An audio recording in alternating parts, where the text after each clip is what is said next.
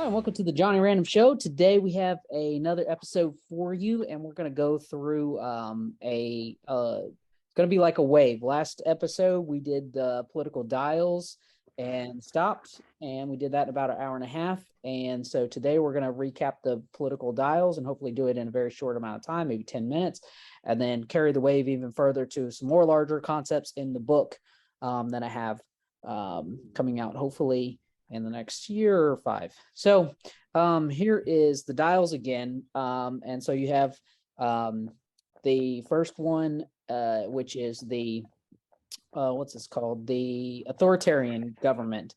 And I changed to make acronym, to make spell dial would be the dictators, limited or authoritarian government, which would be how you see the government and the government's roles and what it's supposed to do, right? And then over here in this field, you have the what's called individual rights of what I'm supposed to do and how my role in society and my relationship to the government and all those things here. And then you have the social contract, which would be what the government is supposed to do for society, all the little individuals out here, or not do for all the little individuals out here. And then AL would be aliens or foreign relations. And then, so yeah, that is the 4 dials there. Alrighty. Then you have early American landscape. We'll just go through it real quick. Basically, the founding fathers, there was 2 schools of thought at the time. Of course, George Washington famously said, he didn't want there to be factions because that would lead to divisions. But we had factions nonetheless in the United States. And in my mind, that's okay because, there's really, if you're going to argue or debate anything, you have to have 2 different sides, right? And so if you want to be generous to political parties, it's the dominant thoughts on 2 different sides of any given issues. And we can talk about that a little bit more going on, but later. But for the purposes of the founding fathers, you kind of had your people that were sympathetic to the monarch in England. Then you had your Democratic Republicans here and your Federalists. Those were your 2 largest parties, or Federalist and Anti-Federalist, as they're sometimes called here. And then, so this would be your representative of your old school early right wing and your left wing. And so you have people such as James Madison. Over here is your Federalist, and John Adams. And then over here you have Thomas Jefferson, just to be your most famous thinkers of this time period. For your limited or authoritarian government, right? Democracy means that, and why this measure is at democracy is this is a neutral thing where if everybody that is elected into a position is elected by the people, the will of the people, then the government should be extremely legitimate, right? That would be how you legitimize every person in government, is they're elected by a fair majority. Republic, why we are a republic is because the Federalist kind of won out in this battle of we will create a bunch of different states, and we sort of federalize the responsibilities and roles, and we elect each one of them, but we sort of segregate that power out. And so then and only then can we believe in that being a legitimate government, because it's sort of less power, it's dispersing it out. But it also the nature of that creates a larger government because you have more governments, and they ironically created more government by spreading it out in a way, at least in my mind and my thinking. And I think if you just look at practical reasons, individual rights, you have the Federalist and Democratic Republicans were both very libertarian on the role of the individual property rights, the rights to keep and bear arms, all these things. It was a very libertarian stream like thought process on individual rights. It was a lot of personal ownership at that time period. And both of those, I think that was a pretty unifying factor.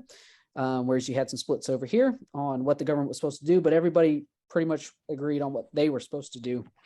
in general, except for those who believed or were more for the government, should have a larger role, would be these more monarchical leaning folks.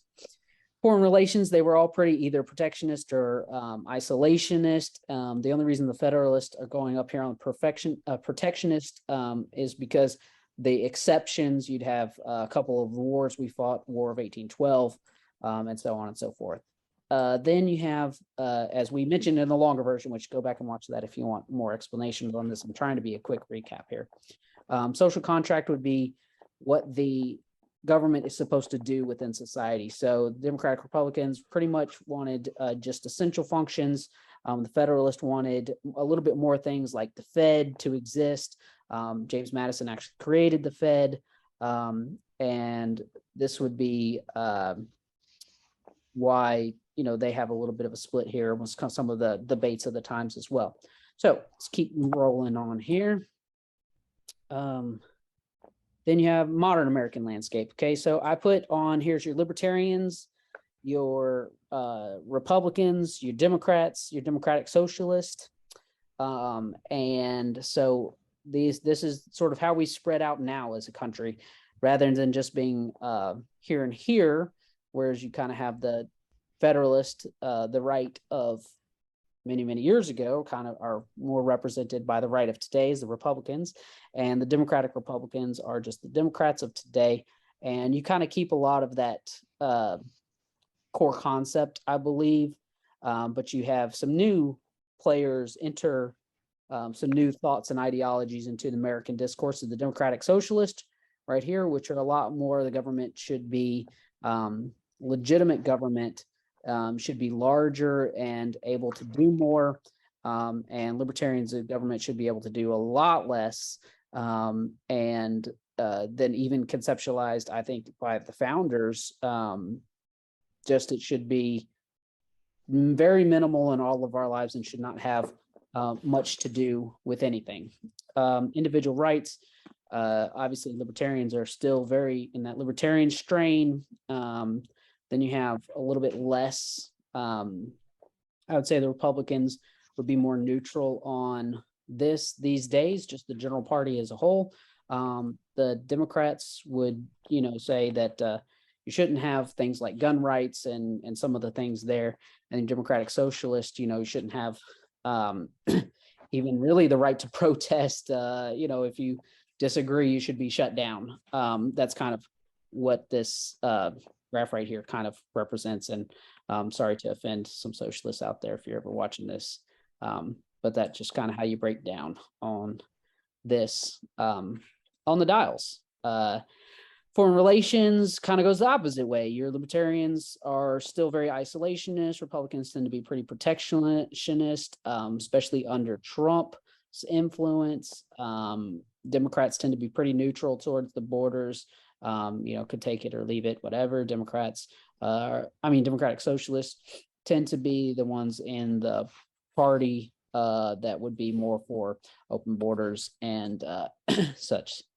So your social contract, your Libertarians and your Republicans both pretty much preach this essential functions only, kind of how the founding fathers, conceived, I would say. And then you have your Democrats that want, things like Medicare, and certain other things added to what the government is currently doing, and Democratic Socialists that want the government to operate healthcare, prisons, education, all sorts of things. So we slid their dial up a little bit higher. I think that's fairly easy to understand here. Modern Republicans. So within the Republican Party, this is where it starts getting fun, have split it out into a couple more different wings or factions within each party. And this is where I kind of want the conversation to, pick up some life here. The modern Republicans, you have your different camps. A lot of times you think of the three stools of Reaganism, where the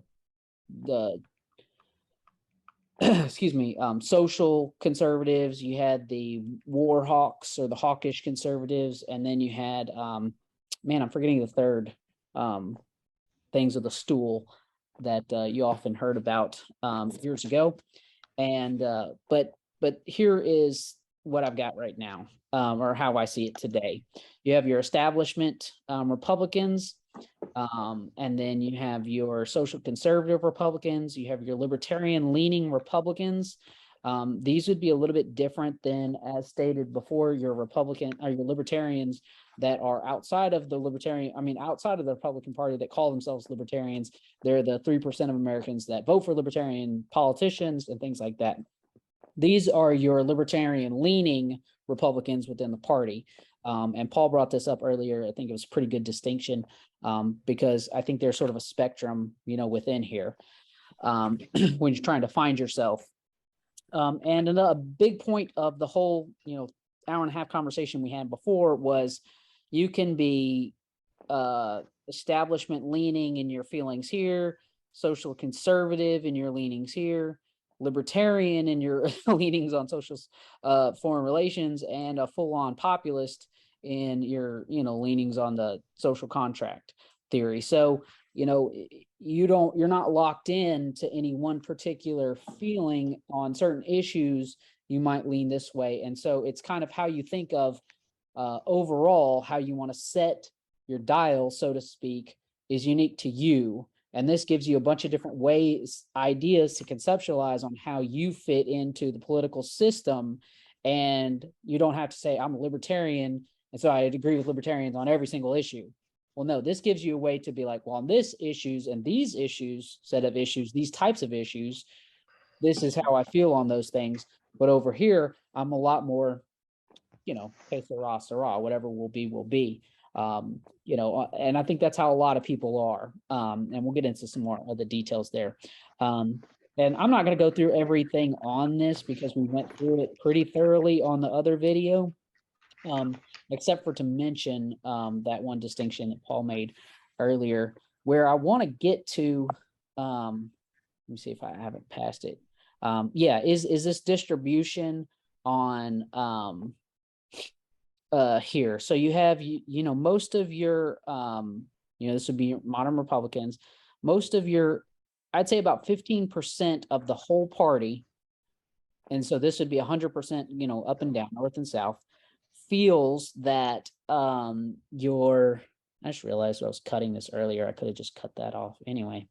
Sorry, that was a little bit of a ADD moment.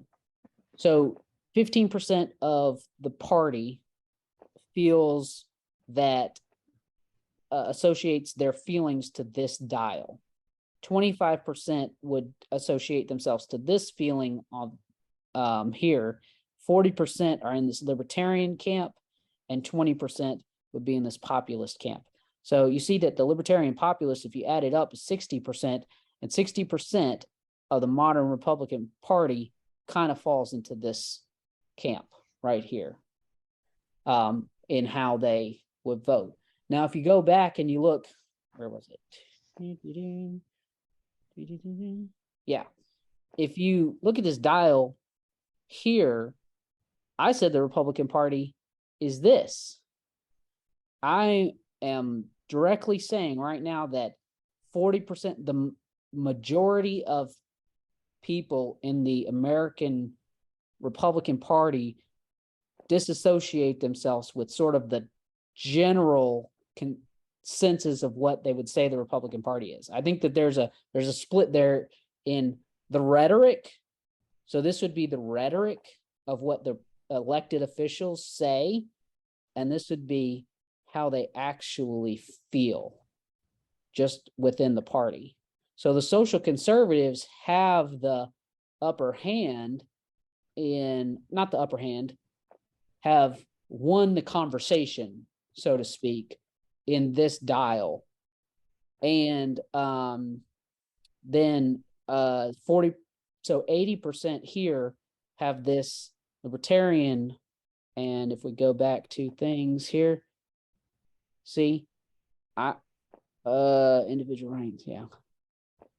I still think that the party, even though there's more consensus on this, I still think that your general establishment, quote unquote, has kind of got the upper hand on that, and maybe has a little bit more of the argument here. The establishment is winning out the argument on that, at least in rhetoric.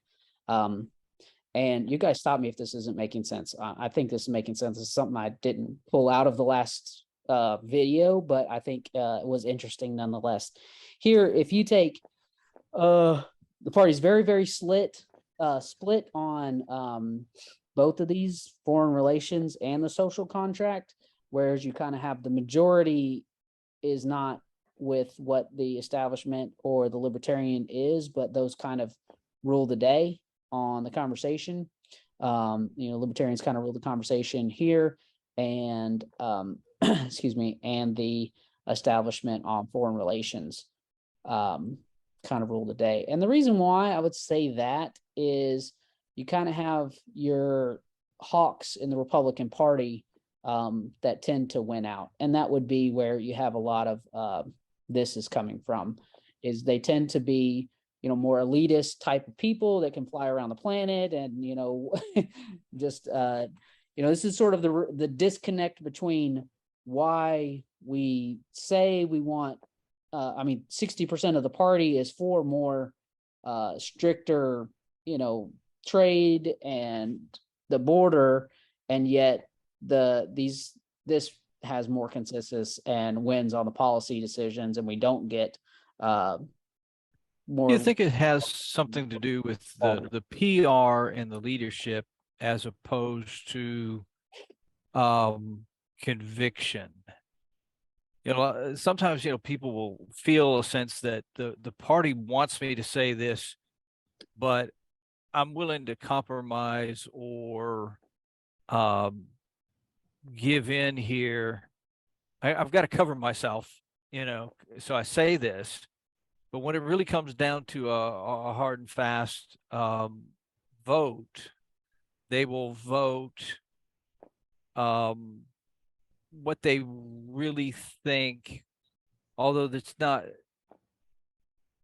they're voting what they think, but they're really not real strong on it, but they're willing to compromise. In other words, they're willing to give on it. What I'm saying? They're voting on what they think that they want you, or they're saying what they think you want to hear, but behind closed doors, they don't have any real conviction on it at all. Is that what you're saying? Well, not that they don't have any real conviction, but it's not a strong enough conviction to make them, it's kind of like if you take the abortion issue, we've had, this strong Republican Party anti-abortion thing, and yet we never get any legislation, or at least, for years. For a long time, we did not see the judges, we did not see the real legal side of that happen. They kind of leaned that way, but they didn't have conviction that way. And can we say that maybe when it comes to foreign relations or social contract, if it wasn't so hard to get it passed, they would go along with it. But since something's come through, it's not horrible, they'll go with it. And it's a little stronger social contract than maybe they would like, or because the constituents for those things are so loud and obnoxious, or that type thing. I don't know how to evaluate sometimes when you have a party line and yet you don't get those kind of political results. And I'm dying to hear what Paul has to say at this point. Yeah, Paul, we haven't heard from you at all. Let's hear something. Okay, so couple of things that are kind of mess with your graphs here. Where did you get that libertarians are isolationist on foreign relations? From an ideological perspective, my general understanding, interpretation, and interactions with most libertarians, I would say, is live and let live, right? The government should not be involved in foreign wars. It should not be involved in other people's business, shouldn't be involved in marriages, it shouldn't be involved in decisions like that. It should be, we should take care of what's inside of our own borders, and more importantly, what's inside of our own houses, period. So that to me is in the isolationist category. Yeah, but that's only part of it. Okay. The other piece of foreign relations is trade. Right. And you won't find anybody who's more committed to trade around the world than libertarians, even Republicans that lean libertarian, Right. because trade is a great preventative to war. Right. Okay. If you're trading with somebody, you're far less likely to go to war with them. And if you're trading with a lot of people, there's not really that much interest in going to war with anybody. You can't trade with one person anymore. You'll find somebody else to trade with. But libertarians aren't isolationist. Even Republicans that lean libertarian, they're not isolationist. They're actually fully for engagement. They just don't think that pulling guns out at somebody is pulling a gun out at somebody that doesn't want to trade with us is rarely the right solution, almost never. So they're not isolationist. They just don't think that going to war all the time is the answer. So what about immigration? What is the party line on immigration for libertarian? Well, for libertarians, that are libertarian, that vote libertarian, that won't vote for Republicans or Democrats, the line there is,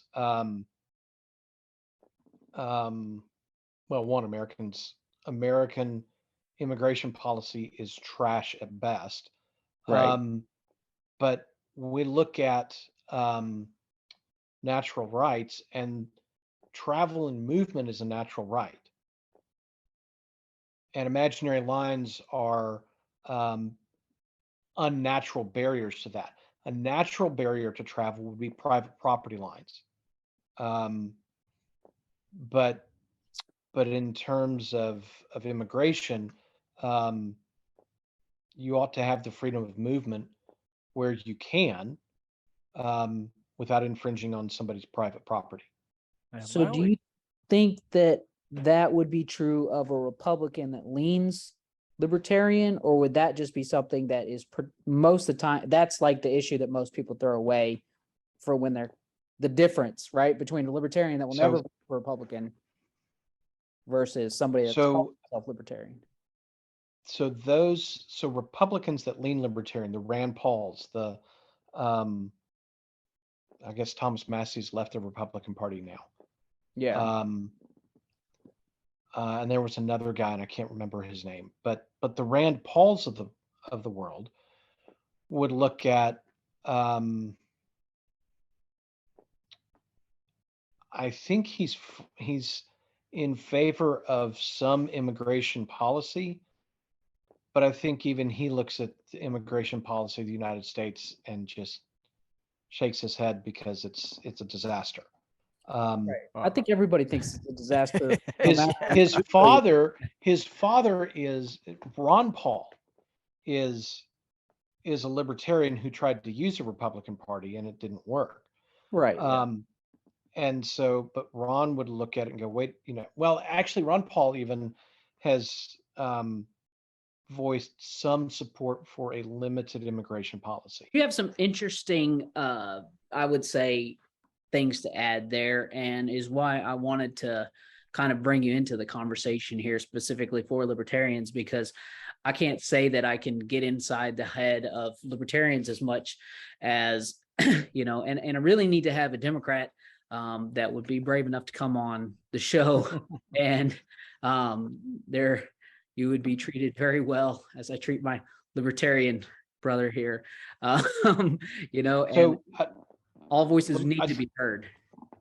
I do want to say this in terms of foreign relations inside the Republican Party, there's literally nobody that's going to say open the borders, because the strong narrative from the base is follow the law. Even if the law is a disaster, follow the law, and you can get in, which is a lie we've been sold. But it's very much a very pro law enforcement at all cost. So you're not going to hear anybody in the Republican Party, or anybody that's going to last in the Republican Party more than about a half a second, say anything about relaxing the borders. If anything, on the border, Yeah, I think I have Republicans these are extremely isolationist. mixed up, and I like that you said that. I'm pointing that out. So I put Libertarians up here at neutral, and then social cons as protectionist, and populist and more as isolationist. Because the more I think about it, like Trump and that populist movement are more are the types that want to close the borders, that want to have the more isolationist tone, not free trade, anything like that. So you're right. Yeah. So I think that I can adjust that and make that make more sense. So that's some good insight there. And then did you have anything on the individual rights or the limited authority to say as far as Libertarians specifically? I think Libertarian leaning Republicans, I think you've got those dialed in about right. Libertarian leaning Republicans tend to want less government than the party line, but not so little government that the party's going to kick them out. And then on individual rights, the party line, it's just like the border. Individual rights trump everything else. That's the party line, and you can't get you won't last in the party more than a half a second if you want to take out certain rights. You mess with the first 10 amendments of the Constitution, we call the Bill of Rights. You mess with those, you're out. Well, you mess with any of them but the First Amendment, you're out. So you think DeSantis in Florida is messing with free speech in ways that the party base is okay with. But I think you've got the rest of this dialed in pretty well. Including the social contract. I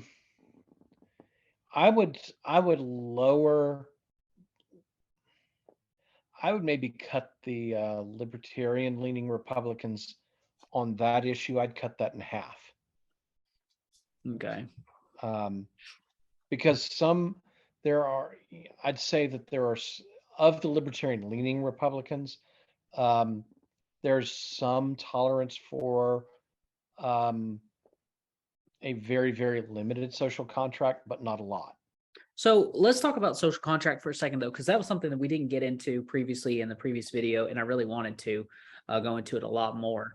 So social contract is everything from police, military, is your, all the way up to, private or government owned healthcare and all these different things, So the reason why I wouldn't think that anyone would be in the Republican Party would be all the way down to that all privatized, because I don't know a whole lot of people, period, that don't want the government to run the military. but I would think that there's sort of like almost libertarian, outside, and I wouldn't even think a lot of libertarians outside of the Republican Party that just call themselves libertarians that would even want the military to be run by private militia, so to speak. So to say everything privatizes to me is almost like an anarchist impulse or idea. And is that, do you agree with that thought process, or what do you think there? I think so. The inside of libertarians. So Mhm. this is the guys like me that won't vote for Republican or Democrat, and we generally vote with the Libertarian Party. The uh, Probably somewhere between a third and a half. Well, um, the only pieces that you of the social contract that you mentioned that libertarians generally would go, okay, fine, would be law enforcement, would be the military, and that's about it. Yeah. That's about it. And even inside of libertarianism, that's outside of the Republican Party, you're going to find people that go, nope, we'll just say no to all of it. Right. Um, so, and certainly, um, libertarians as your own category would look at law enforcement and the military and go, you guys have way too much authority. You too easily abuse it. And we're going to put a much tighter leash on you. Mm-hmm. You're not going to get the funding that you're used to getting. You're not going to get, we're not going to put judges in place that would trample on the Fourth Amendment like Kavanaugh does or historically has. We're going to have, in general, libertarianism is going to have a really tight leash on law enforcement. It would come down to, if there's not a victim, if you cannot point to individuals that are victims of somebody's actions, then we're going to say there's no crime. Right. Crime requires an actual flesh and blood victim, and they have to be victimized in some way. And if, for example, if I consume a plant in the privacy of my own home and I don't leave and I don't do anything to anybody else's person or property, there's no victim. Therefore, there's no crime. Mm-hmm. In terms of how we would limit the military, um, the military wouldn't be asked to go, or would not be sent to um, places around the world that Congress has not declared war against. What about even Um, to protect that free trade? So if trade is so important and, prevents wars, then what if there are, piracy? So America's Navy pretty much has policed the water since World War II, right? And there's no military power that's ever been, or naval power that's ever existed, in the history of the world that has, policed the waters the way the United States has, and really has cut down on piracy and made it so that, even little countries with, very limited resources can, if you got a port, you can trade anywhere in the world because, it's an open highway, so to speak. So that is done largely by the United States Navy's resources. So in terms of, do you think that if you privatized or you had private Navy, like, would you just have people that volunteered to go police the high seas?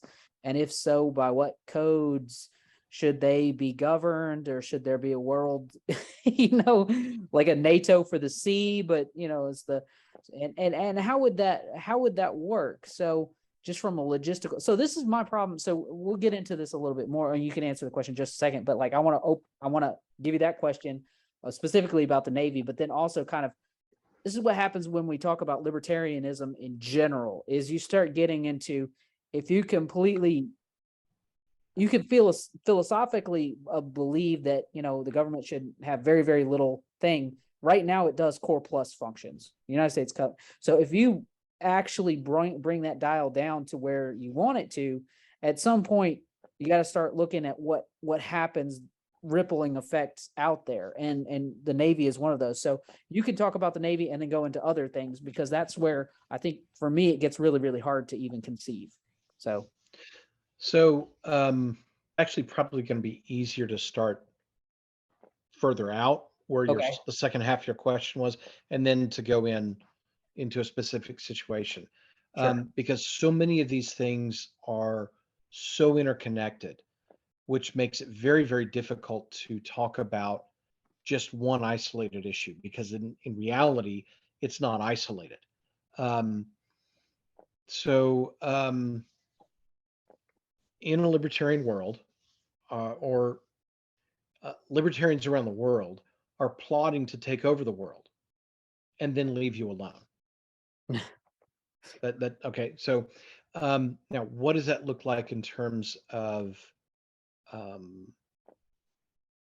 protection? In terms of from people with nefarious intent or natural disasters or what have you? Well, there's we would as much as a lot of people hate um, the various insurance policies that we have to have for one reason or another, you would contract out private insurance for your business, for your home, for your car. You already do that. We already do these things anyway. But how those insurance policies would play out would be radically different. Um, so let's take your example, trade on the high seas. Um, you would have an insurance. You would contract with an insurance company for liability, for um, workman's comp, for things like that. But also, you would contract out for security. And sometimes you would contract out that separate from your insurance policy. Sometimes you find an insurance company that provides that service. So they'll have, for whatever fee that the insurance company wants to charge you that you're willing to pay, you would have various different levels of protection. The insurance company could provide you with armed guards on your vessels for one fee, um, and or they would provide escort services with other uh, boats that are armed to defend your boat that's shipping products and stuff around the world. Um, and in the negotiation of setting up those contracts, you would go through, and these are the things that we want you to do. Or the insurance company would say, here's the things that we do, and here's what it costs. So if you just want us to ride our boats around your boats and just make sure you get from point A to point B and not really engage very much, but just look big and bad, that's one fee. There's an additional fee if we're going to step in and start shooting stuff or shooting other boats or shooting people. That's one way of protecting those shipping lanes. That's so one I got way a business protects itself. two Because issues, right? So, and I see how okay, that translates to everything, right? That's not just on the high seas. That's not just international trade. That's could be personal businesses, right? You yes, insure it, you do trade with mutually with whoever you want to, and you hire security. that's What? homeowners associations. Yeah. So if your homeowners association decides that it wants um, private security coming around once a night, twice a night, the HOA could find a private security firm or an insurance company that kind of security is provided for. You're right. It's not just on the seas. It can work in virtually any of these areas of life where, oh, well, we've got the government to do that. Well, you Well, don't I've have got to. two thoughts on that. Is so one is, how does a small business get into the game if your large business or somebody who just started a generation before, let's say you and I had the same whatever, but then our kids, or you started this business and gave it off to your kids, and your kids are growing it and they're doing lots of international business, right? And they've got all their guards, security and stuff and contracts. So let's say I want to get into the game. How do I get into the game once you've already cornered the market? You know, How have I cornered the market? Let's say you've gotten all of let's pick a country, Nigeria. Nigeria is the only country that makes whatever the chip is, or whatever makes our smartphones whatever go, right? Right. You're the exporting company. You work with all it, you ship it to all the different countries around the world because you've opened up all these markets and you protect your boats, whatever. Well, I want to start a business just transporting that because there's somebody up the road and they're wanting to make smartphones too. And so I need to get them. That's my mission, right? So, but you already have that market locked up and monopolized. I can't get in. Is that Why just can't you get in? SOL? Why can't you get in? Well, number one, so if you have all of the resources already locked up and those trades, like deals made, why would they ever want to partner with me? You know, who's gonna, what if I say prices are like cheap or whatever, but then I can't pay my security? What's to stop human nature for your guys? Why would you let me in? That's what I'm saying. Like, what?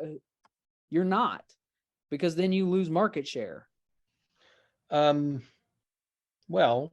would you just scoot aside? I mean, that doesn't make good business sense, right? If that's one issue. And then the second issue I had was, oh shoot, I lost it. That was getting in. And second of all, oh, it's lost. We'll go ahead and address that one. I'll think of the other one. Okay. Well, it's not an issue. Okay. The second one is not an issue. You can't Jedi mind trick me. No, stronger than that. So you just don't think that's going to happen? You just think that humans are just going to... No, I think part of, well, one, yes, I could have a large chunk of that market under contract. The smart person on either side of that contract is going to have the contract written in such a way that they're protected. Right. So in this case, Nigeria has a widget that has to be that 80% of the world uses in cell phones. So I've got in that contract with Nigerian companies written into it things that protect my ability to maintain that business of transporting those widgets to the world, right? Right. But those Nigerian companies also have smart people working for them, and they're interested in protecting their business. So they've written into the contract, or have had written into the contract, ways of protecting themselves. So part of that, and either side of that, this example, either side of it, we would have written in clauses that say, if this doesn't happen in a certain amount of time, then this nullifies the contract. But And who that opens makes that. sure that those contracts are, like, do you file these somewhere? Like, if there's no Private government, courts. You have private courts. okay, if you have, So another service that an insurance company could offer, and when you get into a contract with another entity, that contract could also bring in an insurance company, and that insurance company can provide oversight, or they bring in a private court, and that private court provides oversight. Both parties, or all parties involved, agree that we're going to use this insurance company, or the private court this insurance company contracts with, or just go find our own private court. And we all agree that this private court is going to be our arbiter, and we agree to that court arbitrating between any dispute and working out that and you know, so if a Nigerian company A does not, let's say the contract I have with Nigerian company A requires that they have a certain number of widgets ready for me to pick up on a monthly basis. If they don't have that number of widgets, then you have written into that contract triggers that say, okay, there are these consequences for these things. So, but what I'm trying to get at is how do you prevent monopolies? Because I see this as being the easiest. This is all companies without impediments will happen like they did in sort of like the what's they're called, the Vanderbilts and the whatever, like large family, the robber barons, like that era of history is like the first person to it gets all the spoils, of that being first to the game. And they're going to make sure nobody else can get in. And then as long as those individuals or those companies don't violate another company or another person's rights, what's the problem? Well, nobody can get ahead in life. If here's another there's a particular if there's a particular market you can't get into because other companies dominate the market, why is that a problem? Exactly. So great. That's a good place to stop for a second and pause that and then talk about something else. So in society, there is the reason why the 1% is because like 20, you ever heard like one person does 10% of the work or whatever it is, and for every 100 people you have, 10% are doing 80% of the work, or 20% of real estate agents do 80% of the sales. That's a larger, that applies to every industry, everything. It's just a statistical thing that has been noted, and it happens, right? But you also have a bottom 20% of people that will quote unquote fail at almost everything they do. They don't have the drive, the IQ, the whatever. It doesn't matter how much resources you throw at them. Pretty much about 20% of people are going to fall into this sort of like, or fall through the cracks of what we would call being able to integrate in well into the way anybody makes money, right? Which is exchanging a good or a service, right? And so what do you do about that 20%? And what do you do about 20% that's going to monopolize the market? And then 20% of that 20% is extremely competent, extremely smart, and will be the top 1%. So like that's distribution, right? You're going to have, you're going to have 1% of that 20% that's going to just be criminals and drug addicts or whatever. And, they're not going to be able to participate. How do you solve, this is a thing that we've observed. How does libertarians take that into account and have roles for everybody in society? Or is that a priority or something that needs to be accounted for? I think it does. I accounted for, yes, but in what way? I don't think that you're going to find many libertarians that think that individually we owe society something. Right. And and conversely, we don't think that society owes us anything. Right. It's our responsibility. It's our responsibility as individuals to make our way in the world.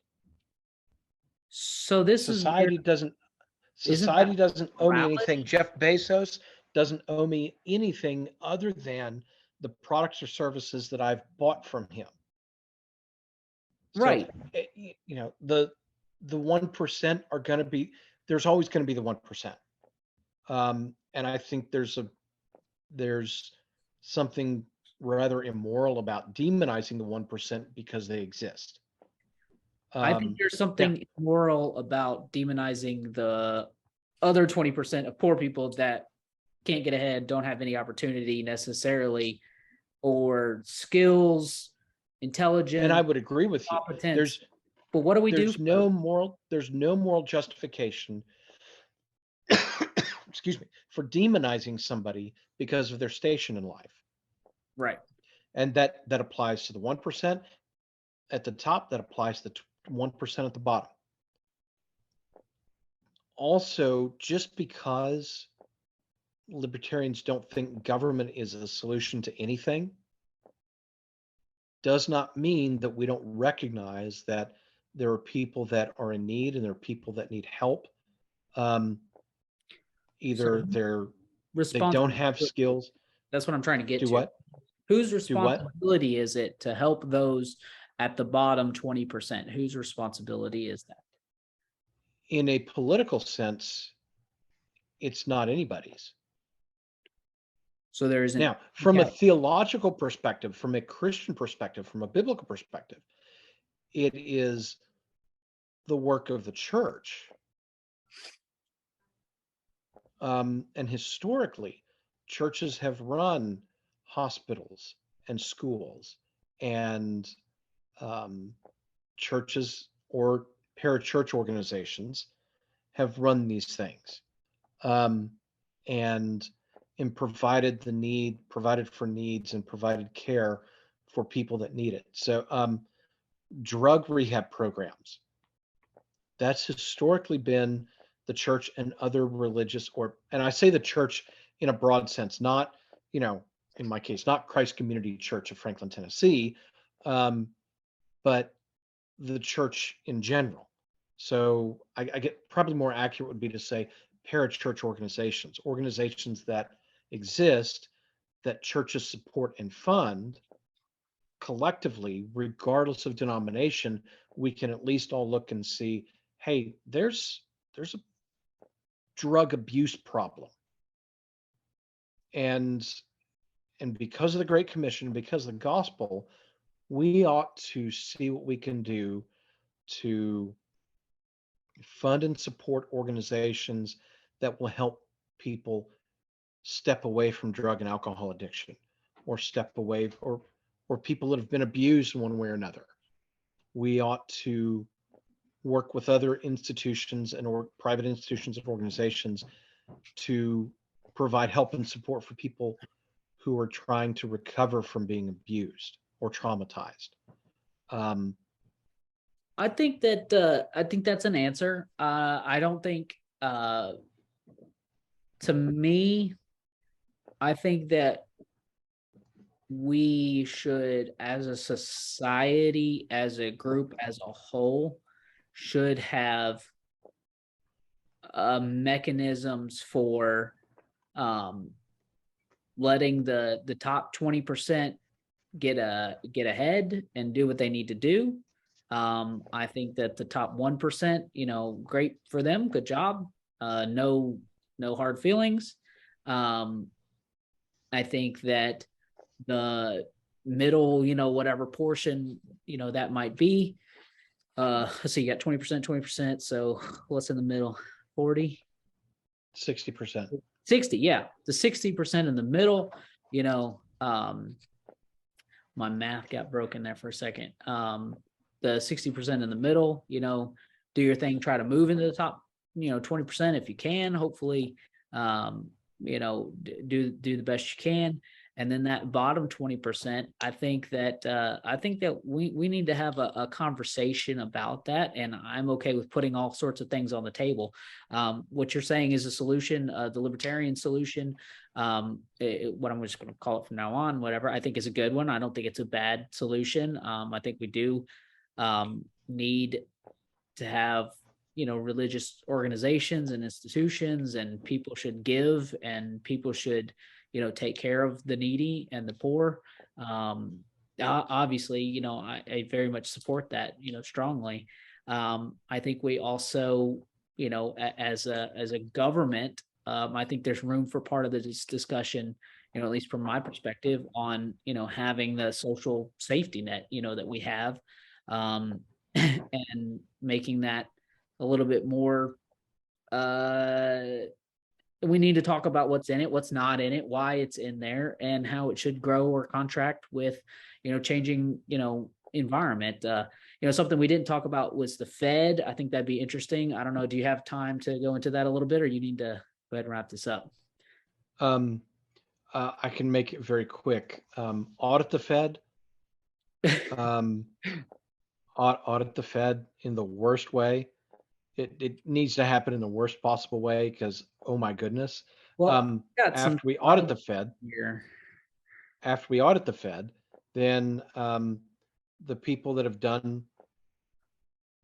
the individuals that have victimized other people and businesses need to be in jail, or no, they need to be, they need to make recompense for what they've done to other people and businesses, and then shut the Fed down. Okay. Well, the Fed, in my mind, the Fed is a financial terrorist organization. And it's a convenient way for Congress to sidestep its constitutional responsibility. But we need to have a conversation about what is money and how should it work. What would be a proper alternative? Because this is kind of how it currently works. You have your central bank or whatever, and they, if they decide at the Fed meeting that they want to raise interest rates or do QE 2 or 3 or 5 or whatever that we're on now, they swap reserve currency, whatever, and then these commercial banks, they loan it out to these 50 commercial banks, and they can, they have options. They could buy securities bonds or loan it out, then private corporations. And I could go through this whole thing, and it would probably take right to explain, and you don't have that time. That's okay. We'll do it some other time. So stay tuned for that. But that's how it currently exists. And I will point out what I think is wrong with this system and what I think would be the correct tweaks and corrections to make our money system make a lot more sense. And I think people just don't understand how it currently works. That's half the problem, right? And so we ended up arguing about peripheral issues rather than the core, okay, how it works and how should it work? What was the proper way that it works in the first place? And then that would fix a lot of the, instead of chopping off all of the heads of Medusa, you chop off Medusa is a terrible thing. Instead of fighting all of the... No, Medusa works. Okay, Medusa works from my perspective. All of chopping a bunch of the limbs off, you chop the head off, right? So instead of arguing about this and that and Bitcoin and all kinds of different things, we could talk about the core issue and how it works and what's some things that you could put in place to fix the problem. Because I don't think that it's not as big as a lot of people think, and I don't think it needs to be completely decapitated.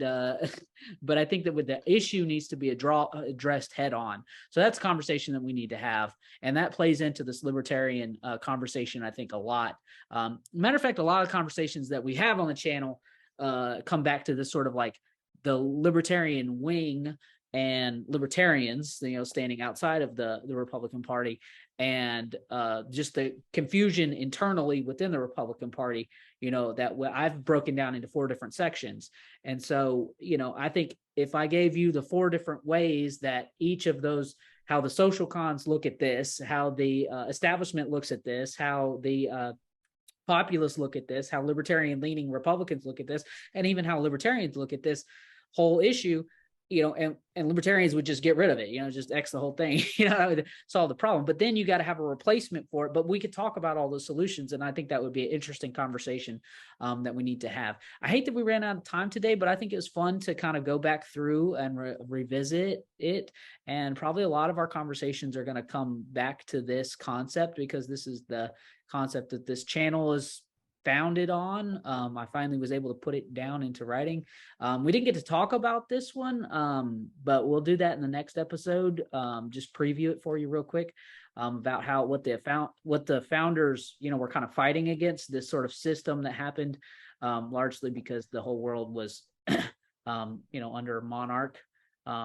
rules, and then what the founders wanted to establish, and how I see our society today, which is, this is to me is a very libertarian setup, where you have business and markets are just as powerful as the government, you know, and the people in religion are sort of the just spectators in society.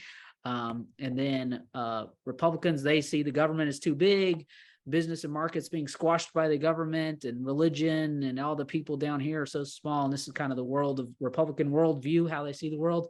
Democrats, this is how they see the world. The business, markets, and religion, they're all, you know, too big and controlling the government, and then the people are just getting stepped on.